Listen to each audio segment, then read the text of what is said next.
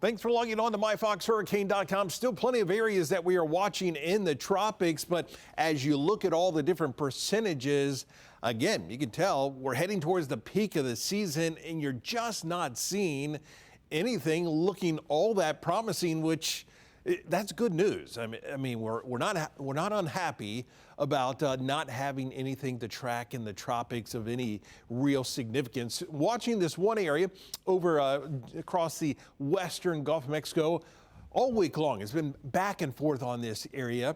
Hurricane Center tagged this area last weekend, dropped the tagging off of this. Now they've tagged it again, and now this is Invest 90. We also have Invest 99, which that one looking a lot more like it's not going to acquire those tropical characteristics. Of course, we've been watching this other area now working its way across the Yucatan. That one, we've been watching that all the way across the central Atlantic, and it just really hasn't shown any signs of any development. We also have another area that we're watching further out into the Atlantic. So just kind of looking in across the Gulf of Mexico, there's that cluster of storms with that one area that's tracked all the way across the Atlantic, all the way through the Caribbean, now working its way across land areas. Now, we're going to watch as we head through the weekend. Its indications are this will work its way into the southwestern Gulf of Mexico, and then have to kind of wait and see. Now, models still are not bullish on any kind of real development with this, so the chances of development are still very, very low, but you got to kind of watch it and just kind of babysit it, because anytime something hangs out over warm waters, there's always that chance if it hangs out long enough, it will start to get better organized. But really the story of this has been a very disorganized tropical wave, so hopefully we can keep it that way. Now, the other area off the coastline of Texas, which has now been designated as Invest 90, that one again doesn't really look like it's going to develop. We've got this frontal boundary in here. Conditions are just unfavorable with some stronger winds. We have yet another front which will be working its way in. So probability of something happening with that, again, very, very low.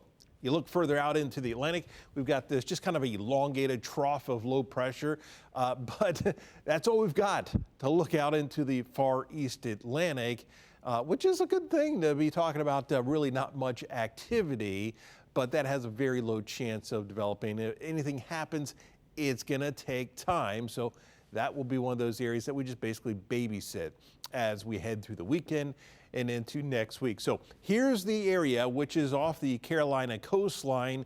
And as you look at this, you can tell, if you know anything about weather, and especially tropical meteorology, you're starting to see this looking a bit more like a comma. When you see that comma shape, that tells us this is not a tropical system.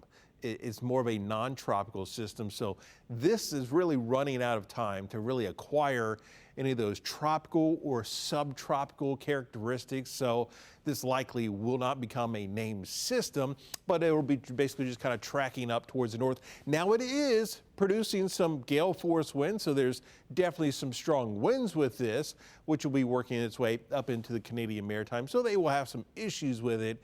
It's just not going to be classified, it looks as at this time, as a subtropical or a tropical system. Now, here's the other area, which is Invest 90. You can see that cluster of storms just off the coastline. But again, we've got this frontal boundary. It's kind of attached to a front right now. We have yet another front which will be working its way in. So conditions just aren't all that favorable that we would see any development, but whatever we have with this will likely kind of get pushed down to the south and just kind of absorbed into that frontal boundary. So kind of interesting to look at these two areas on the Fox model. Here's that one Invest. Here's the other area that we've been tracking for a week or so now, working its way over the Yucatan, Central America. Watch as it works its way down into the Bay of Campeche, and then you also have this other area across the northern Gulf of Mexico. That basically gets absorbed into a front, goes away, and this stays fairly disorganized as we head into next week. Here we are Tuesday